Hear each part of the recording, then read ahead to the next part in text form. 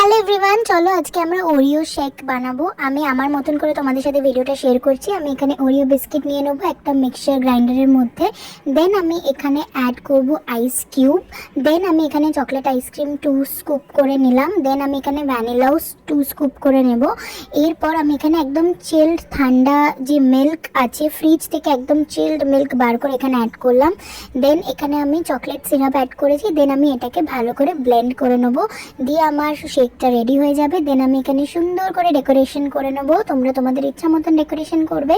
দিয়ে ice cube add করে শেকটা add করে দেবো। এরপর আমি এর উপর একটু ভ্যানিলা আইসক্রিম দিয়ে দেবো।